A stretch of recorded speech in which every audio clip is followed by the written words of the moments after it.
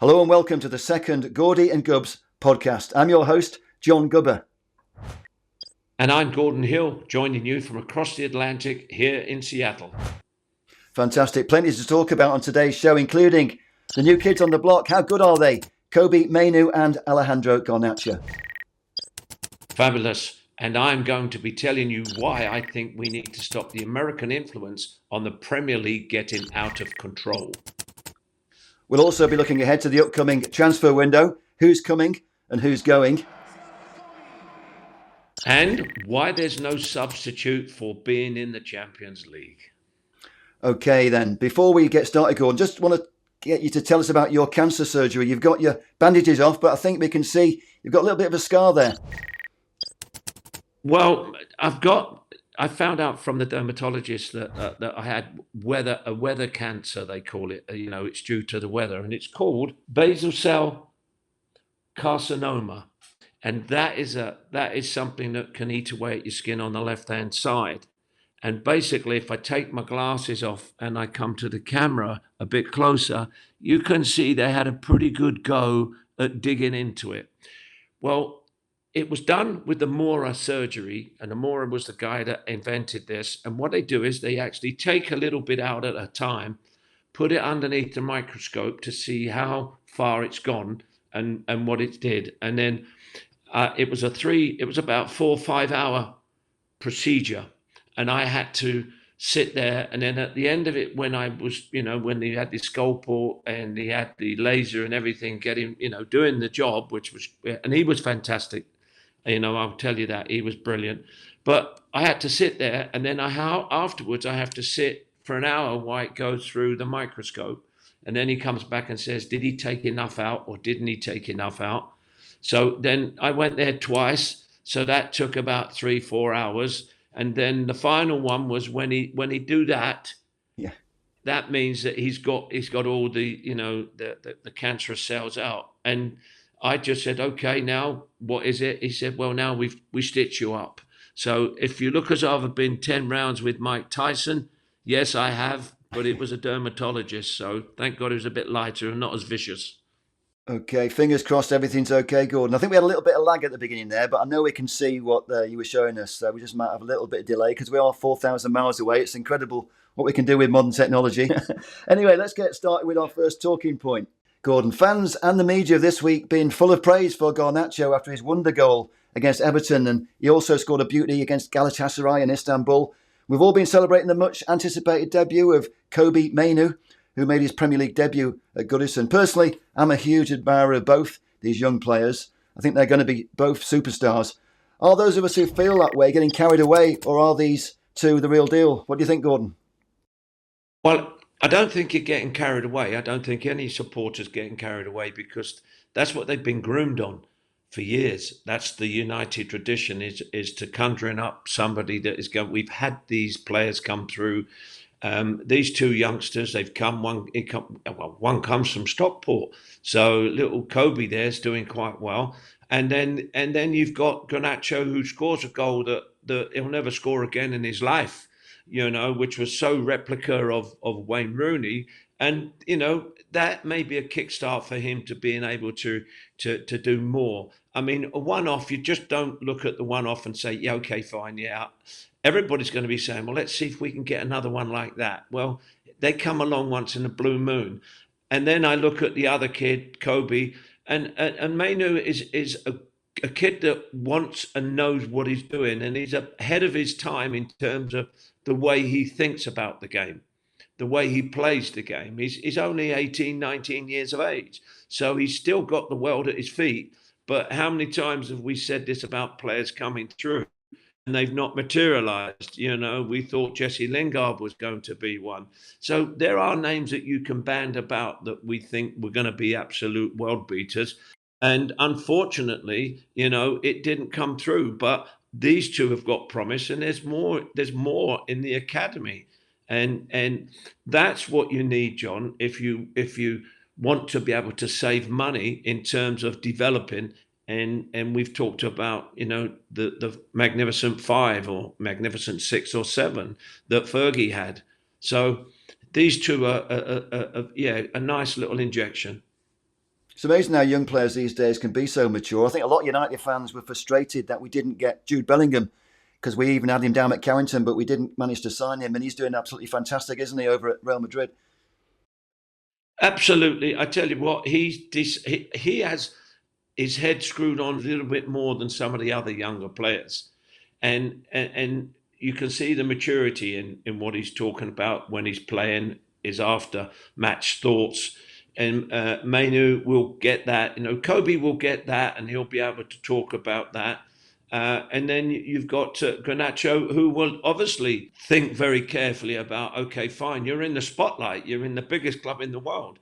We've seen Rashford come through, and, you know, we don't want to pile too much pressure on these players. And, you know, and like, they're not superstars. They're on their way to becoming an established player for Man United and, touch wood, for his country.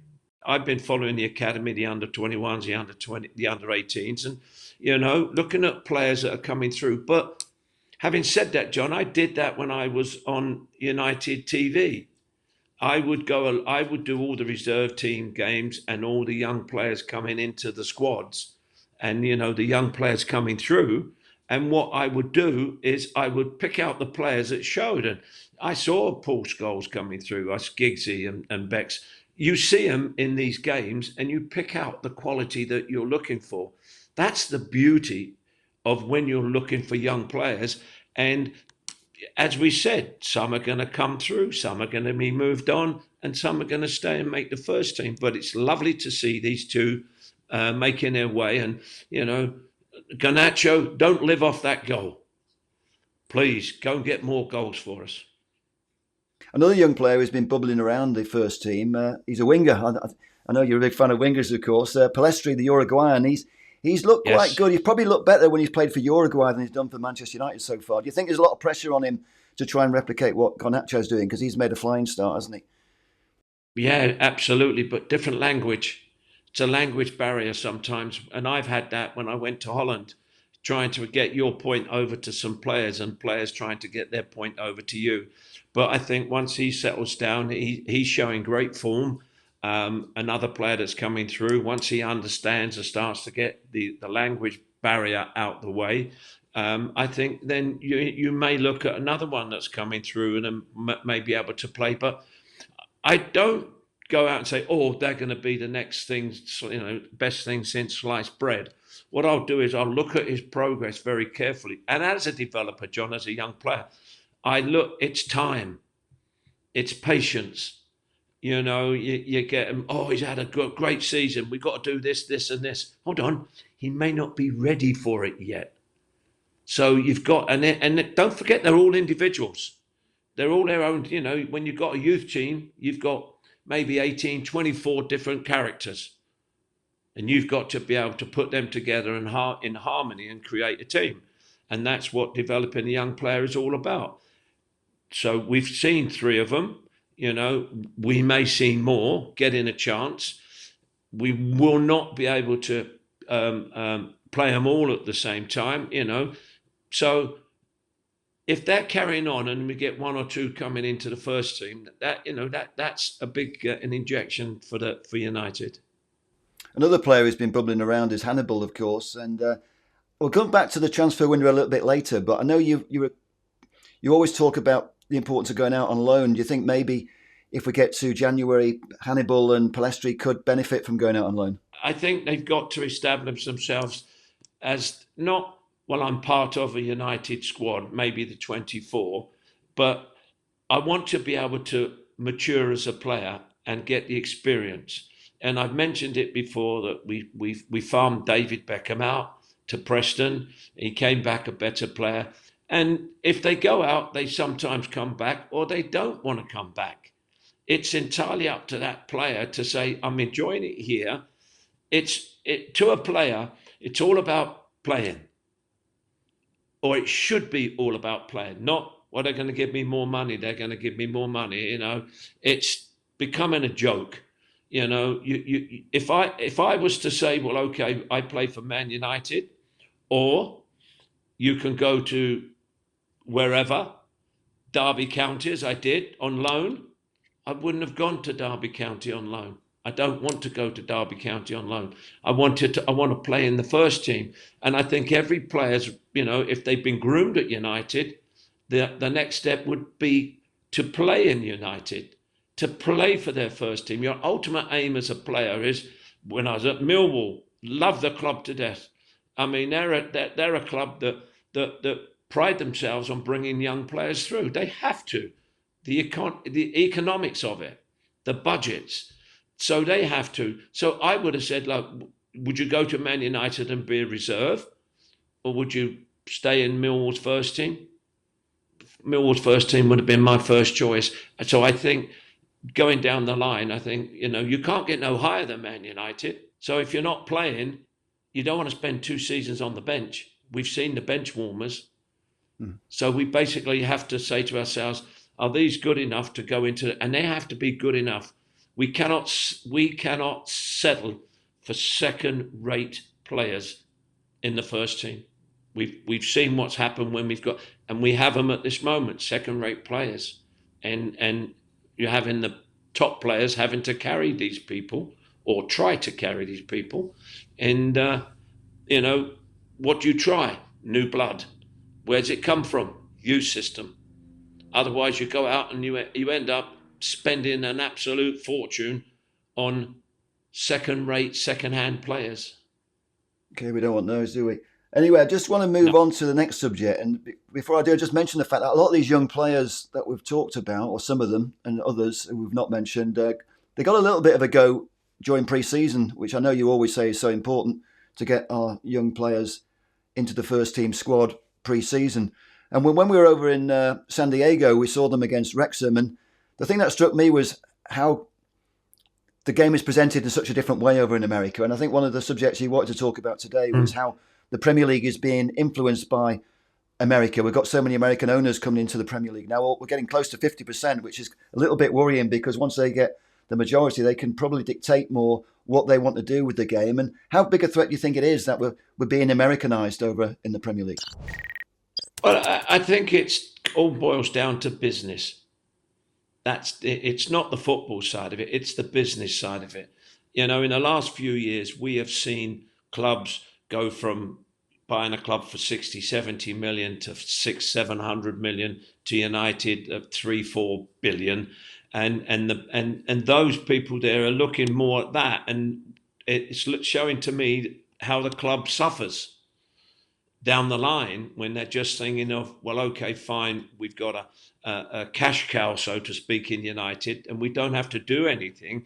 We just let them play but you've got to look after it. The Americanisation, as I understood it, was that you worry that we're sort of changing the rules and messing about with maybe thinking about things like times out. And we've got VAR, which is kind of an American thing in a way. It feels like we're messing around with the sport, where it's better before we had VAR and thinking about these over-commercialised ways of changing the game. Well, we've seen it. The Chelsea owner wanted to play another game, which was like an all-star game. Get real. I mean, I was playing when they wanted to change the rules to having a 25-yard shootout line.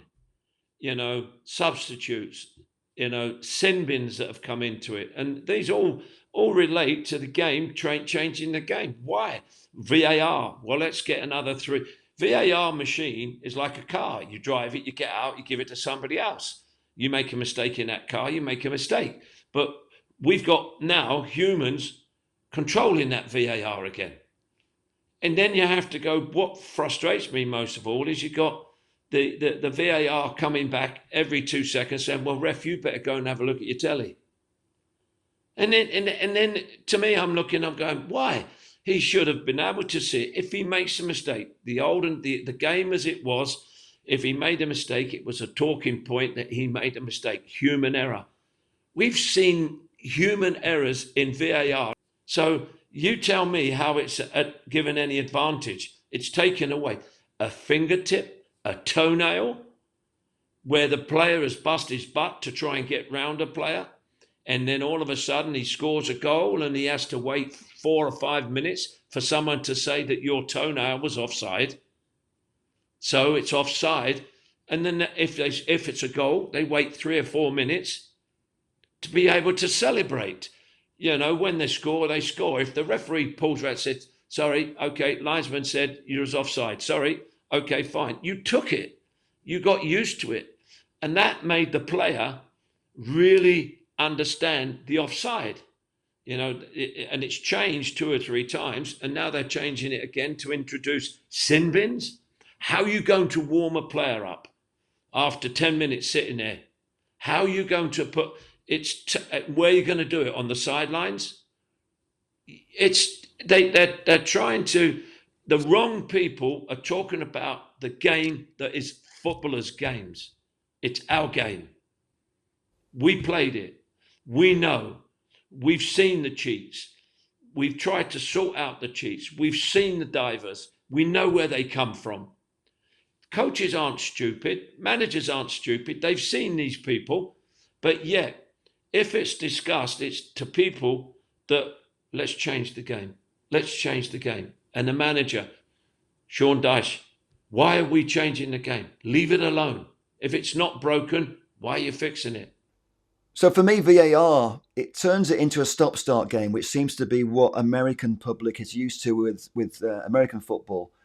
I'm just wondering, if it was down to Gordon Hill next season, would you have VAR? Yes or no? No. Simple. No. We have 3 people on that field and a TV camera, and leave it to them. If he's got a problem, let him go across and see. Couple of seconds, decide whether it is or whether it isn't, and come back again. Linesman does exactly the same. I mean, leave it to them. We don't have to go 150, 200 miles away just to go in front of and I've seen that. It's pull this camera up, this camera. Sorry. No, VAR to me doesn't win over. It does seem to me that it's open to interpretation and potentially manipulation. But I'm just wondering, with other sports, they've used technology to make it a little bit more exciting, like in tennis, where they have each player can have a number of. I'm just wondering whether we could make it part of the game where each coach can have maybe 2 challenges or 1 challenge where you can sort of say that was, because often in a game there's only one big decision that needs to be looked at. Do you think maybe we could put it in the hands of the coaches where they can decide if we're going to go to VAR? If you look at football, you look at the way that the game is played. The linesman's on one side, there's one on each side, there's a man in the middle, there's a television screen to go back and have a look at. The goal line technology, it could be used the same way as tennis. The ball is played from that angle, played in there, was it or wasn't it? Did you challenge? Yes, you challenged it. You can fabricate as many challenges as you like, John. The end of the day is that referee turns around and says, I went across to the camera, I saw the ball, it went to the back of the line, thanks very much, not a goal. Because we're seeing what's happening now, see, and people have not taken this into consideration. If I'm playing in a game, guess what if I'm going to shoot, guess what I'm aiming for? Well, you want to score a goal, of course. No. I am now, if I'm in an impossible angle, I'm aiming for their hands. Okay, yeah. And handball, that's another one, isn't it? Think about it. So you now got players. So now you've got players all of a sudden now playing and you look at it. They're virtually trying to hit the hand before they're ready to shout. So you look at it, and we've seen some decisions where players aren't stupid. Players know that if you're they know that you'll get booked, so you can't tackle again. So they do that. They'll do that. They'll say, right, I tell you what, I've got to be careful about tackling him because I'll get a yellow card if I get 5 yellow cards. I've no problem with that. That means that you've got to be careful what you do. But think about it. If I'm in there and I'm coming at you, John, and I see there's a lot of traffic in front, first thing I'm going to do is put it into the crowd. Why? It could hit one of their hands. We could get a penalty. That's, to me, there was a situation with me, John, where when I wanted to score, I would look at the other player. I look at who was, say, for instance, in the goal mouth when I got it. I'd either look at hitting the target cleanly, or I'd hit it looking at a deflection into the goal off of somebody, playing a 1-2 with that player. That's footballers. That's a footballer's mind. You know, how can I get one over on the defender? How can I score a goal without it being penalised? But VAR is like, if I'm going through now, you look at it now, you're aiming at a defender slide tackles, he's on his backside, his body motion is holding him up, the guy passes it backwards, it hits his hand. A penalty. You've killed the game. You've killed the game. There's no common sense anymore. What I don't like about VAR is it feels like the referees in Stockley Park, the people are not at the stadium. They're kind of looking for a reason to disallow a goal. And it's all about the referees becoming the centre of attention, because we don't really want to hear about the referees. We just want them to do their job. We don't want them to all of a sudden become the stars of the TV show, which is, at the moment, it feels like they really like VAR, because all of a sudden the referees are up central, and there's loads of them. They're all getting paid lots of money, and they've even got agents now. But what I don't like about handball is when we go to the slow motion replays, it always looks 10 times worse when you slow it down. Yes. So it feels for me that we need to look at even if we keep VAR, we need to look at the handball rule, because it seems when you slow it down, it always makes the player look guilty. I totally agree with you, and it's like the old famous word that was around, accidental. There's no such word as accidental, but it was very common in the game. Oh, that was accidental. Did he mean to handball it? No. Well, it's not a penalty. That's the common sense that's gone completely now, John. And that is spoiling the game, because now you're waiting for somebody to say, well, I tell you what, like, it's now an advantage for the attacking team. Listen, when we get in there, hit it at the player. If it hits his arm, we shout for a penalty. That's part of the coaching tactics now. Is that right or wrong? It's wrong, but it's now because they forced you to look at another opening to scoring. You know, and that's going to be like that for some time, John. That's going to be like that, because the people that are making the decisions is just exactly what everybody's thinking out there. Is those people 150 miles away sitting there. There's no atmosphere with them. They look at it purely, or that hit his hand, where it's handball. Ref, you better go to the screen.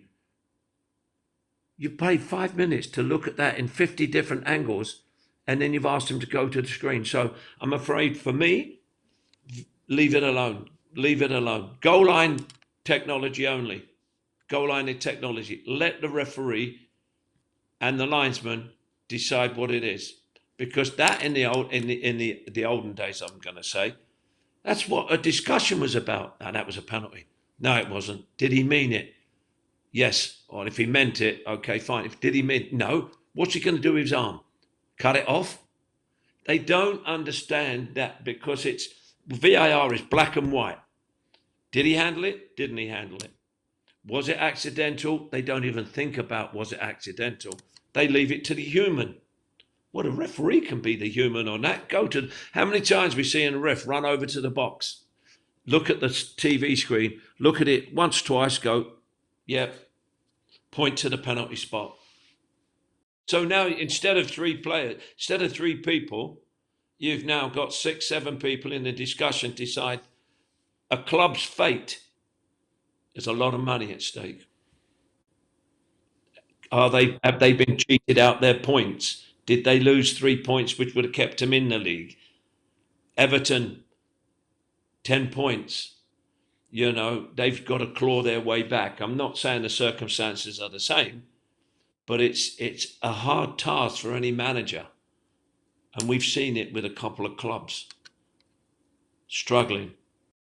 Well, once you open the door for legal claims, it's sort of opening a whole can of worms, and the whole Everton thing with they've been punished.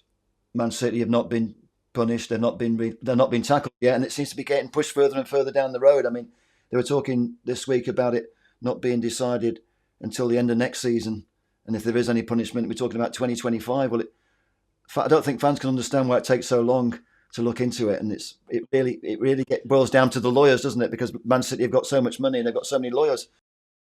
You've got to realise that the FA, FIFA, UEFA, whoever you want to deal with, they move the goalpost to where they want it. They move the goalpost. And what we see normally as a game that everybody goes out and plays, you win, you lose, it's now a case of the money aspect of it has come into it so much now that I hope it doesn't come to they'll do anything to get a result or to be a top club. I really do hope that that's not it. I really don't. But with what they're planning and what they're doing, and they're trying to change it, and they're trying to have, regulators, John, which we'll talk about, is just, oh dear. It's like you said, moving the cart down the road instead of, leaving the game alone.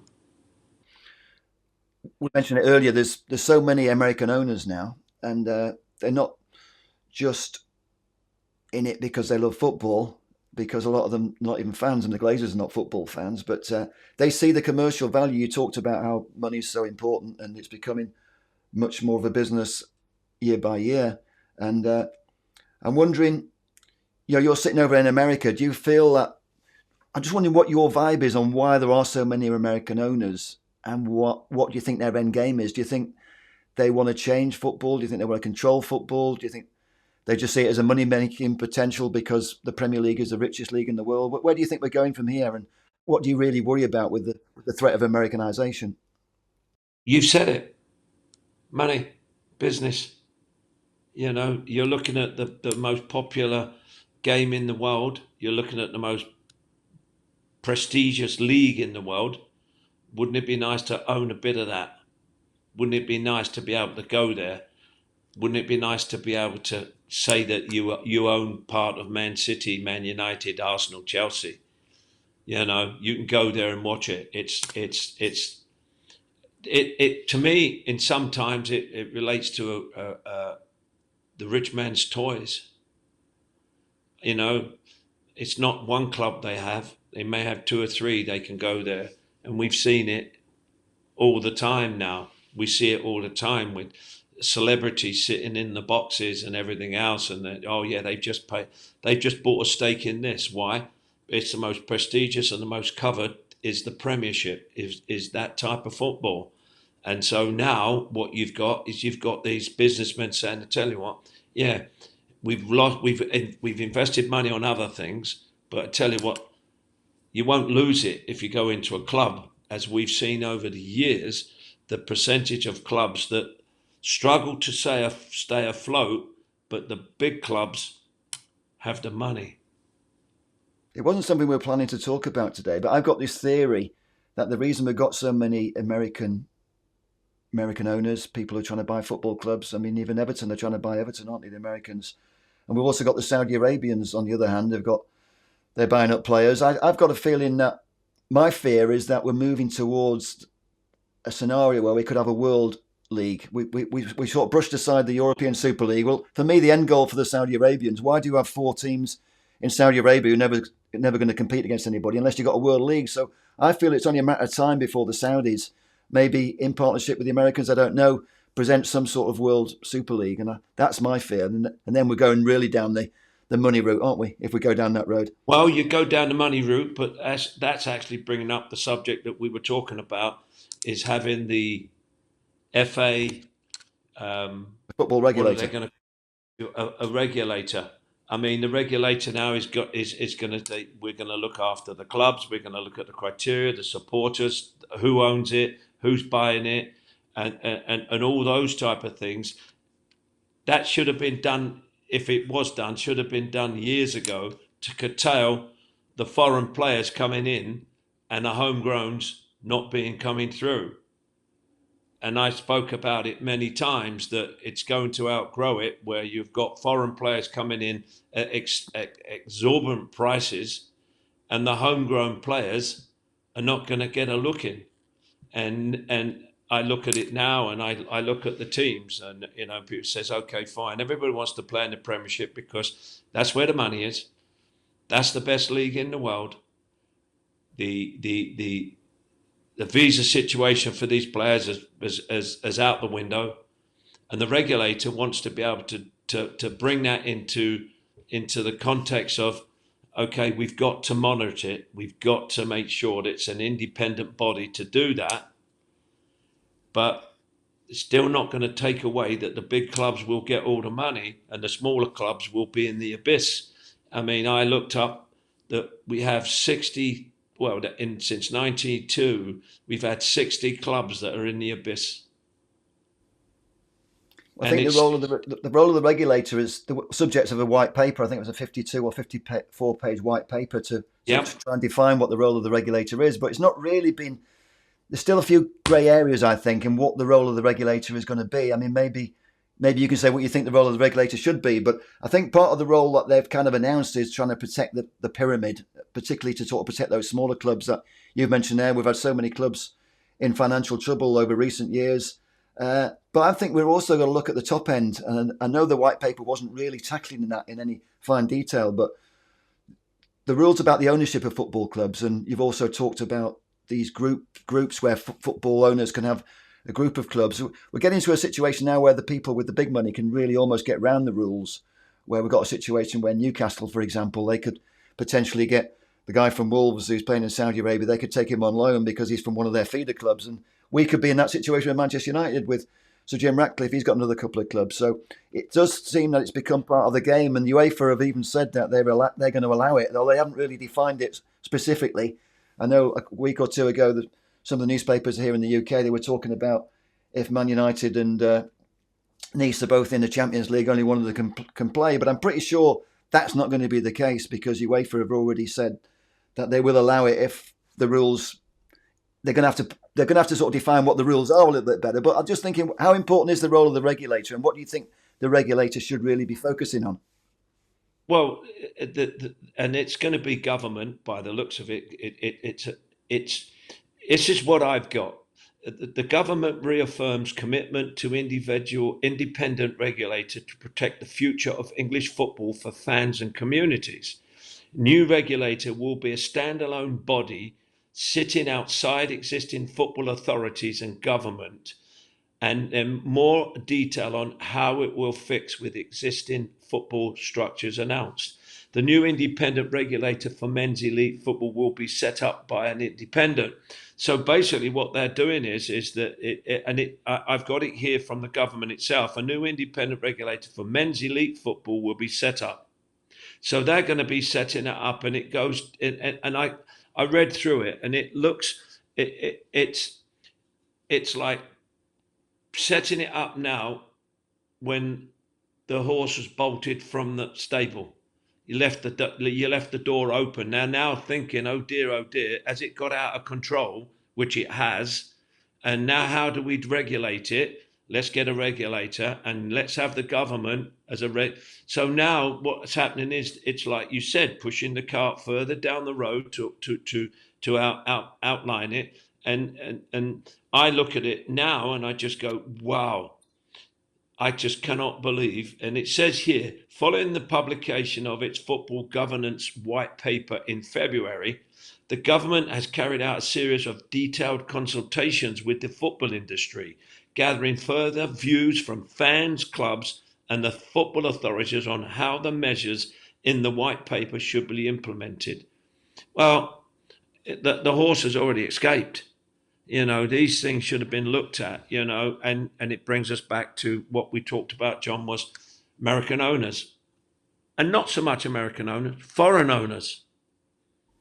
Right across the board, you know, and it's the proposed group would help to ensure English club have access to the best talent from a wider pool of international players. It would also protect the prospects of homegrown players by ensuring a significant number of players' minutes are given to English players. So they're saying, well, English players have got to have that. So what you're really saying is like, well, you can only have, which should have been done years ago, you can only have 3 foreigners. That protects the homegrown. Now it says the number of playing minutes. Well, English players have got to have 60% of the game. They've got to be 60% of the game. At this moment in time, we're looking at teams that are fielding one or two English players. So basically, saying we've gone too far, aren't you? I mean, it's never too late to change. I don't believe it's ever. I don't think it's ever too late to change things. I mean, you're saying the horse has bolted, as if we can't change it. I mean, obviously they can bring in new rules. It's not bolted. We've got to go and get it. We've got to bring it back. We've got to bring it back to the stable. You've got to bring the back. And like you said, it's never too late to end it.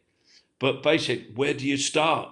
The government are trying to start it now by saying, hold on, we better control this situation.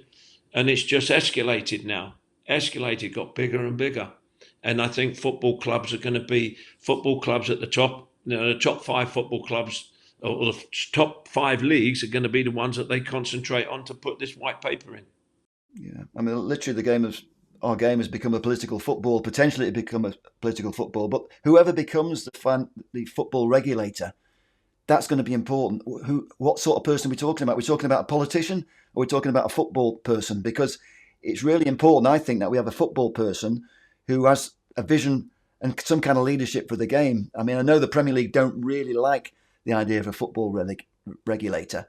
They've tried to resist it, which is one of the reasons it's taken so long to get to this point. And the fact it's taken so long means that we've got all these things that have happened in the game that we probably didn't want to happen. Personally, I don't like state ownership. It doesn't matter if it's that's right, oil people or Americans or any country. I think we should protect our own league. That all our elite football clubs are national assets.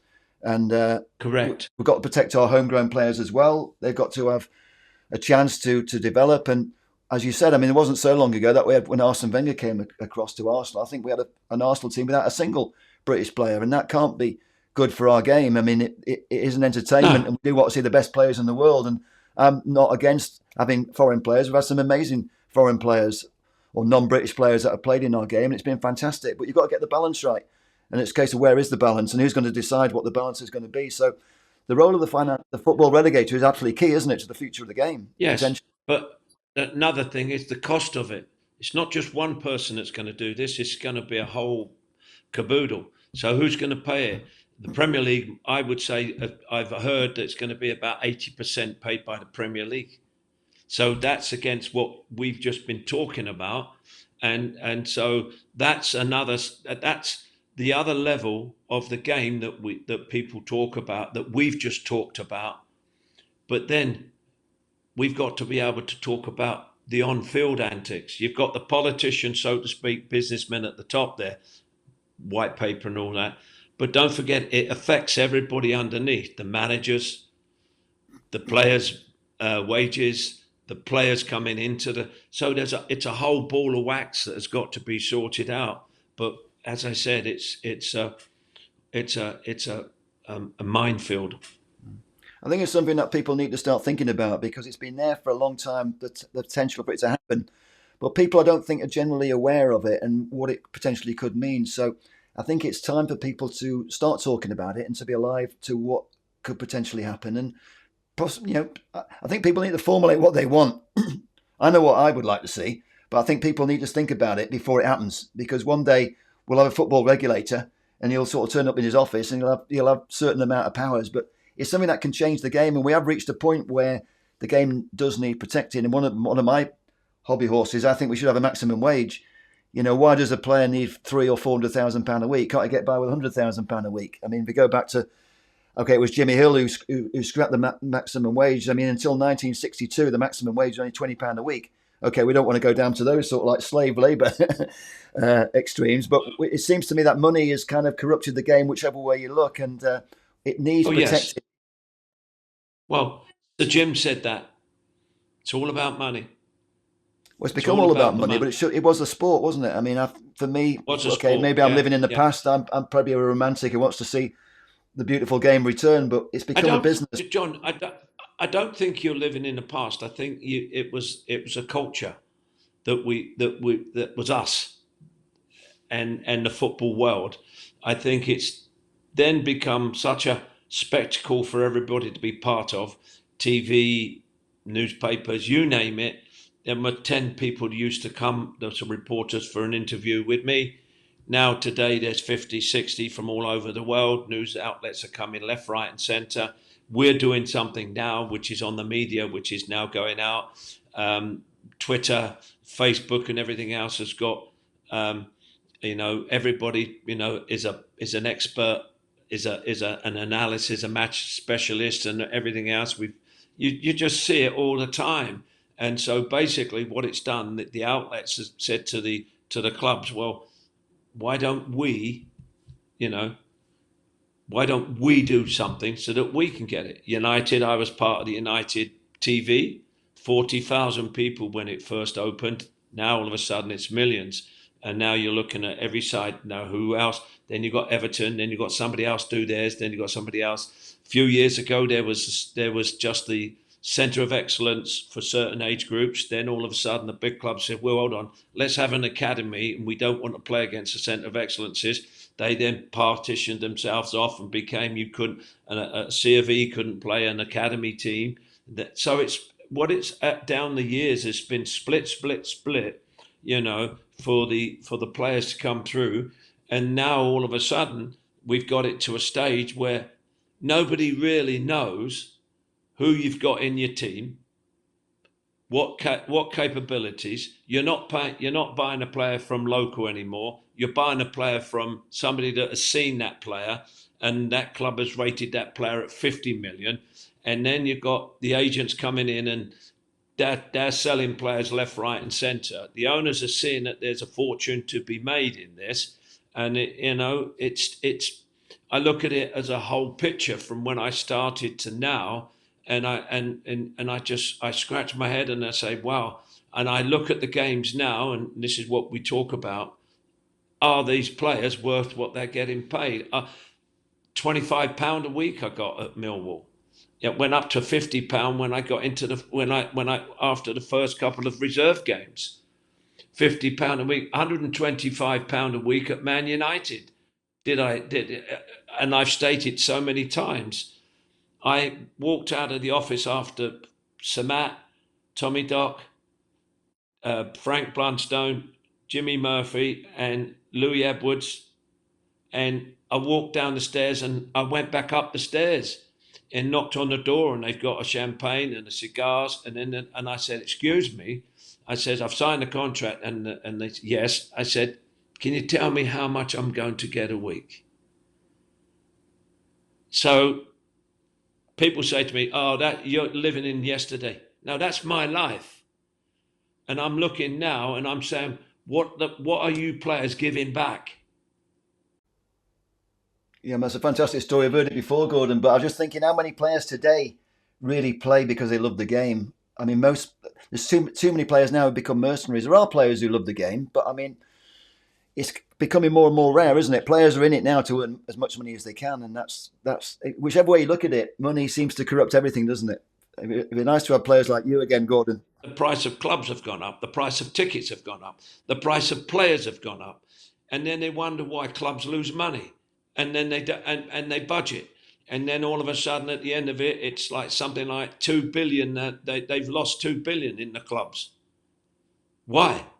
They go, and the club says, well, okay, I'll sell my player to you, John, for 50 million. Oh, he's not worth 50 million, 45 million. So 45 million's gone out of it anyway. And the money's not coming back into the game from transfers of money because the foreign clubs have got it. English teams have to pay it. Say they pay 150 million to, say, an Italian club. That's not in English football anymore. It seems to me, whichever way you look at it, strong leadership is needed. So it brings us back, before we move on, to the football regulator. What sort of person would you like to see become the football regulator? I think it's got to be a team, John. I think you've got to have a team. It's the same as a club. And I think you've got to have a team, and it's easy to say, well, you cannot be biased from any way at all, but you've got to. It's very difficult because you brought another law into its own. You're now telling clubs, I'm going to look at your accounts. If it's out of order, we're going to ask questions. The owners in the States run the NFL. The FA run the football in England. And the owners here, they're never going to get relegated, so they always know they're going to be in the money because there's no relegation. In England, you get relegated from the first division, that's from the Premiership, you lose an absolute wedge full of money. How can you afford to pay a player that's on 100 grand a week that's dropped from the Premiership to the Championship? How can you afford to pay him his wages when you've spent all your money to get into the Premiership? You don't make it, all of a sudden you go back down again, and you've got these so-called high-flying Premiership players that are not on top money, and you're playing in the Championship. So what has the rest of the Championship got to do? They've either got to come up with that type of money to keep their players happy, or those players want to move on. Then hence comes in the agents. And that's how it all becomes. And then all of a sudden, Luton, my God, fantastic for Luton. Will they survive? That's another matter. But that means that the owners have got to sacrifice because they won't make a profit. So it goes down the pecking order, John, all the way. It goes down the pecking order all the way. Macclesfield nearly went out of existence, had to come back in again. So it's around, and I think the regulator, whoever it is, John, and I don't know. I mean, I'll do it tomorrow. Yeah. And I don't know what the hell I'm doing because it's a maze. Absolutely. It's going to be a maze. So you get a businessman, well, he's not a football person. You get a football person, he's not a businessman. So you're a devil if you do, and you're a devil if you don't. The white paper is going to be either it's going to be working or it's going to be toilet paper. I'm sure it's a subject we're going to come back to over the next year or two, and we can come back to it again. So let's move on now. I know, bringing it back to the present. I know you mentioned last time it's important to look ahead and talk about the upcoming transfer window. And just one thing I think maybe if we just go through the positions, we've got goalkeepers, defenders, midfielders, strikers. I just want to start off with goalkeeper. I mean, there's a lot of talk at the moment about, Onana's not had a great start. Should we be thinking about bringing back David De Gea on loan or whatever? I mean, it feels like he's retired because he's not played football now for, I think it's 5 months. And where do you stand on the goalkeeping situation? Do you think we should, or should we just be looking at, we've already got a goalkeeper. We've got Bayındır, the Turkish guy. I mean, we should be looking at him getting a chance. And we've also got Onana, who's going to be disappearing for the African Nations Cup. So at some point, we're going to have another goalkeeper, unless he doesn't go to the African Nations Cup. I mean, I've never been a favourite of the African Nations Cup because you pay the player 100 grand a week and then he disappears for 3-4 weeks, maybe in the important time of your career, of your season when you need your best out there, and they go across. So he goes. I look at it. De Gea, I mean, it's funny, but if you've been following the Wrexham program, the Wrexham, and those guys have done great. They put their money where their mouths are. They put everything else. So that's one American success story that I like because those guys are very much involved and they put their money.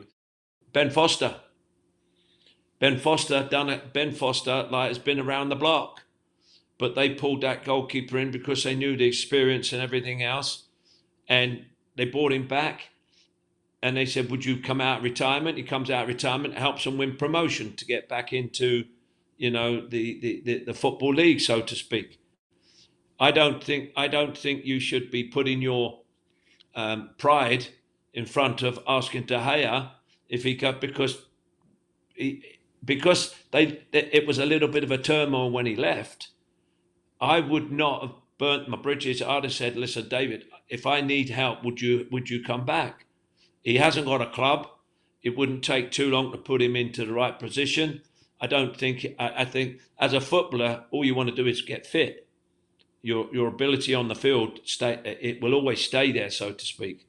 And I think with David De Gea, I think, if they pulled him back for even, say, for this season, I wouldn't be unduly worried too much and say to him, if I've got a young keeper coming through that might be playing, but I'd like you to be and explain to him, that would make him a bit more settled. So De Gea, to me, I would say, well, oh, David, and I wouldn't have it with his agent. I'd have it as a personal, because they know each other. The club knows each other. He's been there years.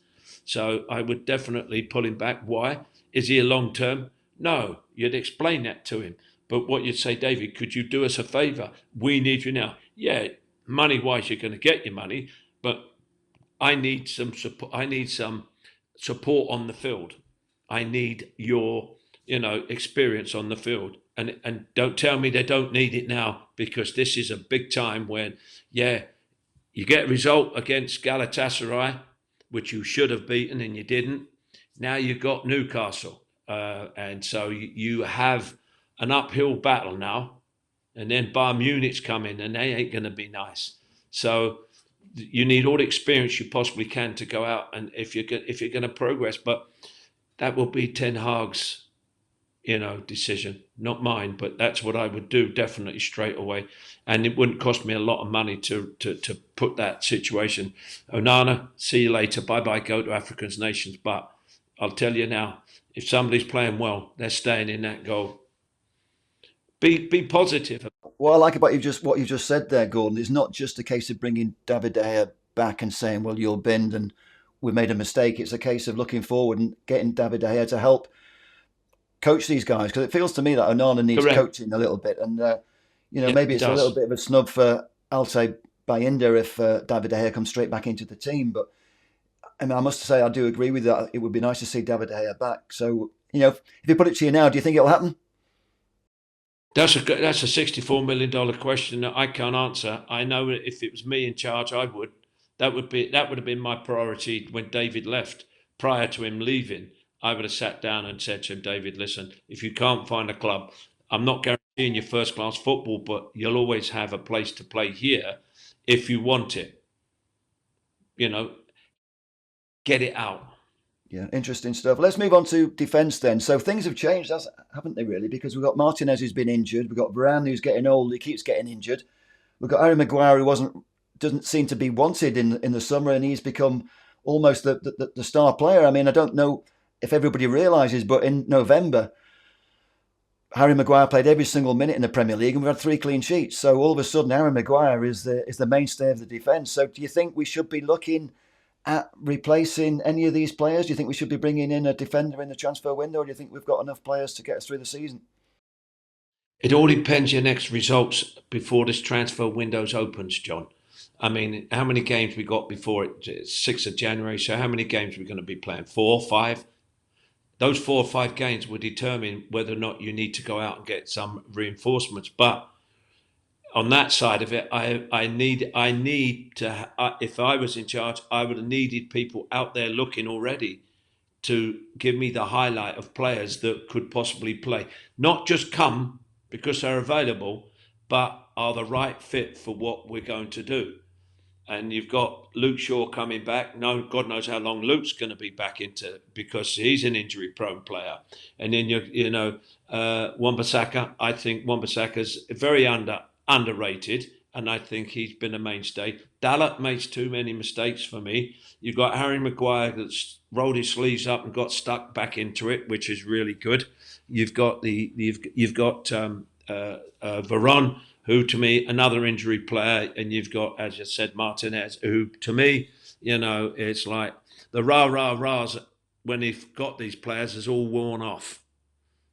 World Cup winner or not, Casemiro does. I couldn't give a damn about you winning the World Cup. I'm interested in my team. Now. If he can't produce it, then it's not been a good buy.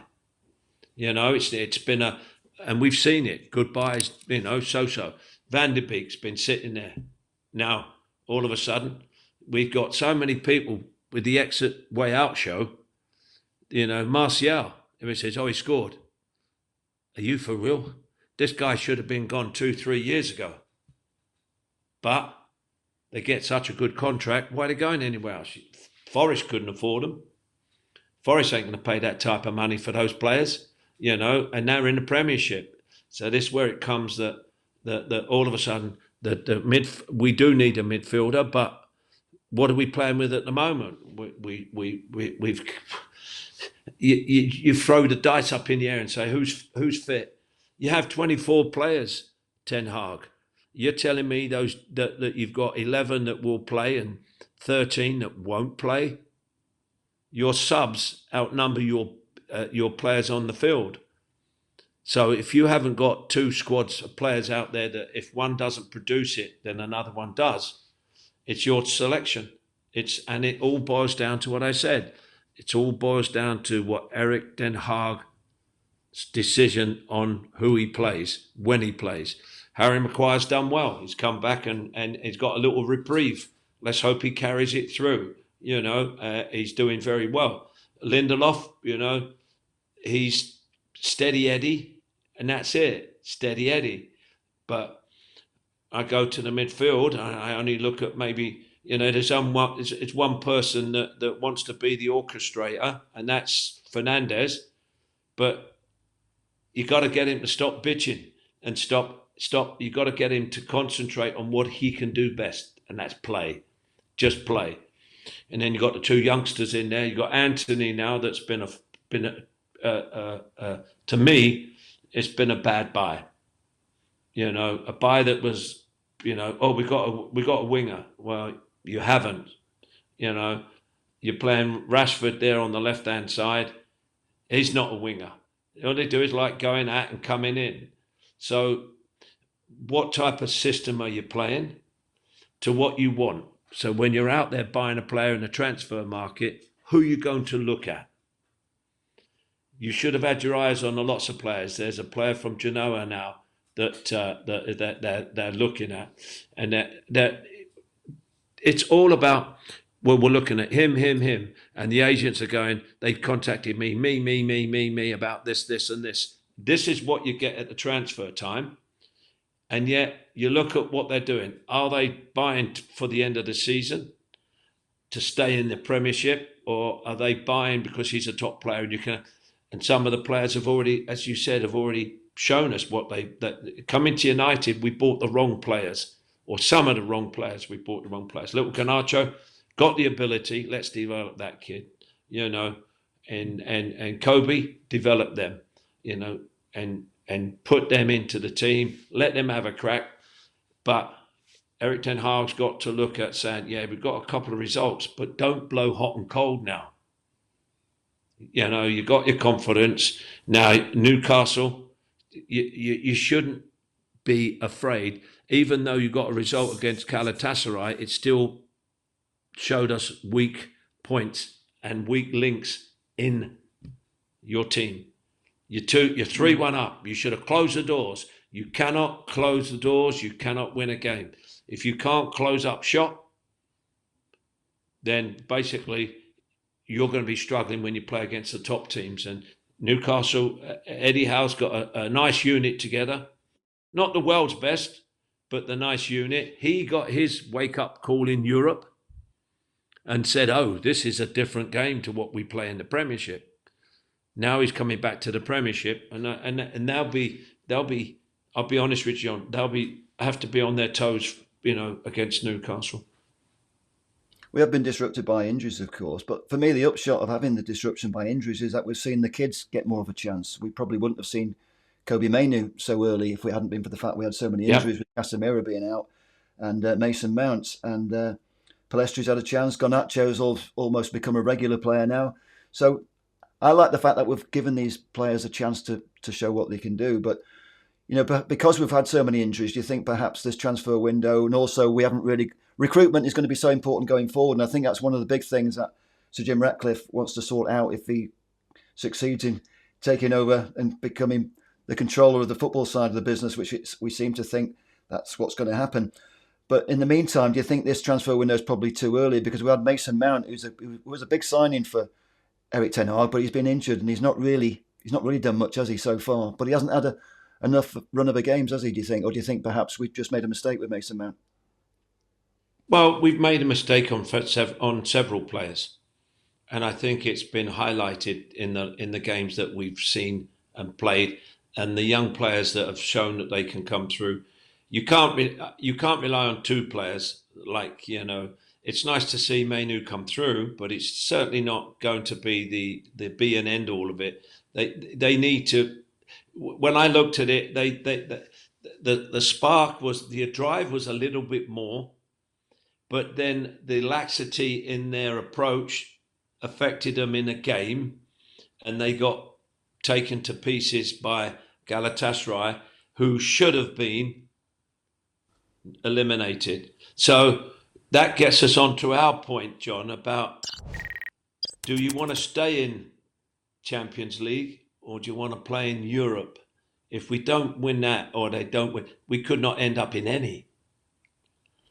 Well, at the moment we're bottom of the group, so if we stay bottom, we're out of Europe. But I mean, we're going to our final game. We're going to our final game in the incredible situation, being bottom of the group, that if we beat Bayern Munich, we go through. If the other two draw, if Copenhagen and Galatasaray draw and we win, we go through the Champions League. If we win the game and one of the two teams wins, then we finish third and then we go into the Europa League. But I think you'd say there's no substitute for being in the Champions League, or do you think maybe we're only at the level of the Europa League, and perhaps we could stay in that and win it? What I like to ask, and everybody that watches us and is to please, get back to us on it. What is the biggest drive for a player to play against or for? And it goes way back into '66. Goes back to the Germans and the English teams playing.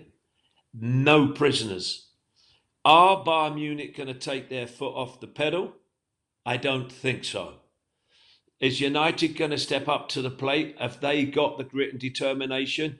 We'll find out if these players have got the grit and determination to go out there. Do they want to play in Champions League? Do they want to play in Europa? You ask me, I'm not interested in playing the Europa League if I have a chance of being able to play in the Champions League. Do I want to play in the reserves or the first team? I want to play in the first team. That's the drive I don't see out of some of the players. And that's frustrating. But if you take the Bayern Munich, you think Harry Kane's coming here to us to be nice? Do you think he's not over there scorching the German league and wants to come to us and say, it's an English team, it's Man United? No problem at all. I tell you what, Harry will be trying even harder. The German players and the German team will be, Bayern Munich will be pushing hard. They want to finish on a high. Do we want to finish on it? Well, we'll accept Europa, or well, we're out of it this year. Please show me some pride. Please show me that you're worthy enough even to go into the Europa League. It's the FA Cup and the League Cup. What you want to play in, the FA Cup or the League Cup? And it's like that in football all the way through. Would you want to play in the European League or the World Cup? It's just simple. It answers itself for you.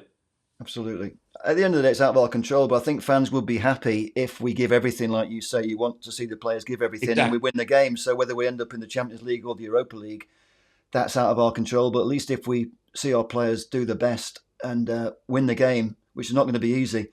I mean, personally, I think we should have had Harry. We should have gone all out for Harry Kane. I mean, whether or not he would have come if he had the choice to go to Bayern Munich, I think looking back now, he probably feels like he's made the right decision. But do we need another striker in the transfer window? It's only our opinions. You and I can talk till the cows come home. I said, yeah, you should have got Harry Kane, gone for Harry Kane. Why? Because the mentality behind him is British. And people might say, oh yeah, you're just like, no, I'm not. I'm England through and through. I'll fight till I'm dead for an England shirt. I wonder. I just wonder sometimes that you see them playing for their country better than they play for their club. And that in itself looks at me and I'm saying, wow, tell you what, if you don't look after, and Harry Maguire's going to be, I tell you what, we might be friends off the field in a white shirt, but on this field, he's got to show it. He's got to show it. He's in form now to be able to show us.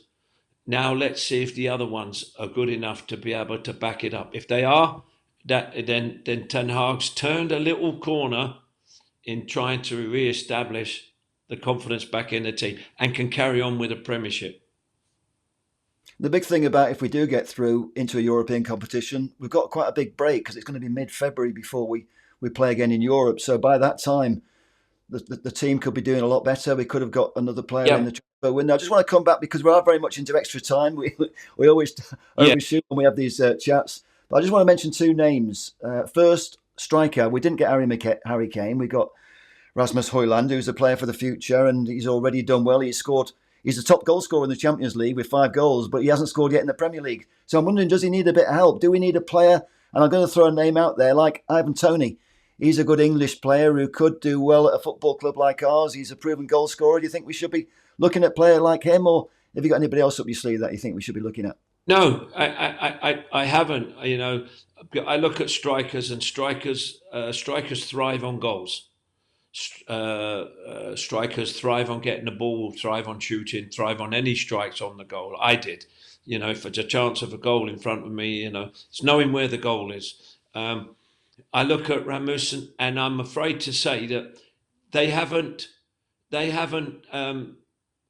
educated him in the way that I would like to have been seen him done. Is, for instance, crossing. He doesn't get enough feed. He's not getting the service. He needs wingers. He's not getting the service, and that comes back to what everybody likes to argue about is wingers. And wingers are beat. I don't care what anybody says. Wingers will dominate the game for years to come because, I mean, everybody used to say that you get to the byline, you whip the ball across, you whip it back, you know. And we see goals scored like that every day, every week, you know. Oh, he pulled that one back. Oh, he chipped it to the far post. That is a specialist.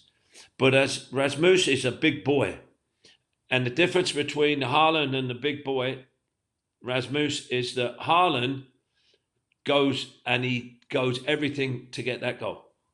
Rasmus is just short of that at the moment and needs guidance. He needs work on. I used to take a Finnish kid in Holland after training, and I used to show him how to be a striker, how to score goals. And I said to him, Mika Liponian, and I said, Mika, the only thing that's stopping you, I said, is you're running without thinking. And I taught him how to come off the ball, go into space. And I said, basically, now we'll feed you the ball. This is what Rasmus needs all the time. He needs a Frank Blundstone up his backside every training session, half an hour afterwards, going in. You get a winger crossing the ball in and him coming in and heading it. And as Frank used to say, we only need one. And you know, if you only got one at United on a Saturday and won the game, it would be everything to everybody, all the supporters. And I know, because when I used to clip it in, I used to clip it to Stewie Pearson and I used to clip it to Jimmy. I tell you what, if they got on the end of it and had a good go, and Big Joe Jordan, you know, they knew that get that ball into the box and let them do the battle. And that's what Rasmus has got to be told. Do your damage in the 6-yard box. Interesting stuff. Haaland does it. He's got the players around him, hasn't he? But just, I want to hit you with one final hot potato before we go, because you're talking about Rasmus Højlund not getting the service. We've got a player who's been wasting away, getting paid full pay, and he's not in the squad. I mean, going back to the transfer window, Jadon Sancho, has he burnt his bridges now? I mean, he's a player that played with Erling Haaland at Dortmund, and he provided a lot of good balls for him, but he hasn't done it for United. Do you think there's no way back for him now? Do you think he's got to go in the transfer window? And do you think the longer he stays, is he disruptive for the team?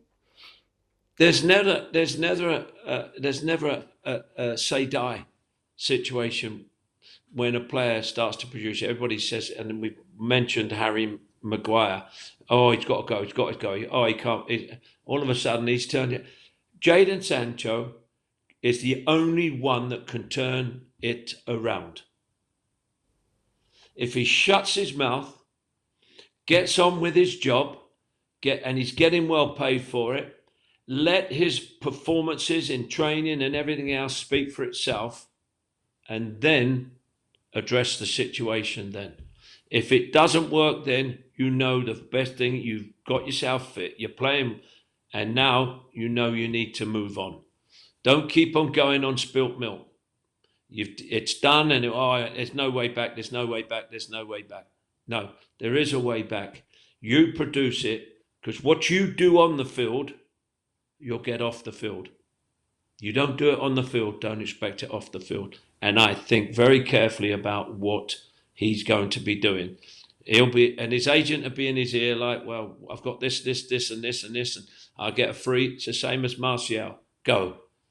Me, I'd have cleaned the ties. I'd have got as much as I possibly can and looked at reinvesting that into another player that was a player that wanted to play for me and at Man United, not somebody that throws his dummy out the pram every time it happens. And it might be a little situation, it might be a bad, I don't know the situation, but there's always a way back if you produce it.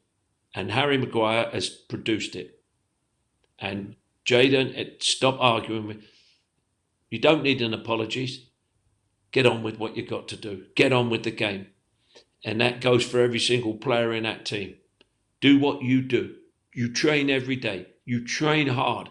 You've got the best equipment. You've got the best club. You've got the best facility, because I've done a dream on it. You come from you go from the Cliff to Carrington. You've got 50 more fields bigger than what I had at Carrington. And yet you'd never walk off that field knowing that you couldn't play. We'll find out. If somebody comes in, I wouldn't be surprised. Get rid of. Money's come in. They've offered me 50 million for him. I'm taking that 50 because I want to invest it into another player. Gordon, we'll have to wrap because we've really gone well into extra time. But one thing I'd like to, my parting thought is, I'd love to see Gordon Hill at Manchester United training the wingers, because we need the service for our strikers. And if we had Gordon Hill there showing the wingers how to do it, I'm sure we'd be doing much better than we are at the moment. Well, I wouldn't be nice. I'll be your best friend and I'll be your worst enemy, because you won't know what you're playing against at the weekends. But thanks very much for the comments, John. I'd love to, but I mean, there's another pig flying around my kitchen. You'd have to give up your life in Seattle. But anyway, Gordon, thank you. Well, I think we've had another good talk, and yes. I think there's something in there that hopefully somebody will be interested in listening to. And if people do watch, we'll be back again in the future. Yeah, please. And I'd like to my commiserations and my deepest thoughts are with Terry Venable's family. Terry was a friend of mine from QPR since I was 12, and he passed away, and he was a lovable character. And I tell you what, his football was serious, and it'll be a sad loss to football. So rest in peace, Terry. It's another one. It's sad we're saying goodbye to so many people, but on that note, on that positive note and that respectful note, thanks, Gordon. See you next time. Thanks, John. See you all. Any questions, please let us know.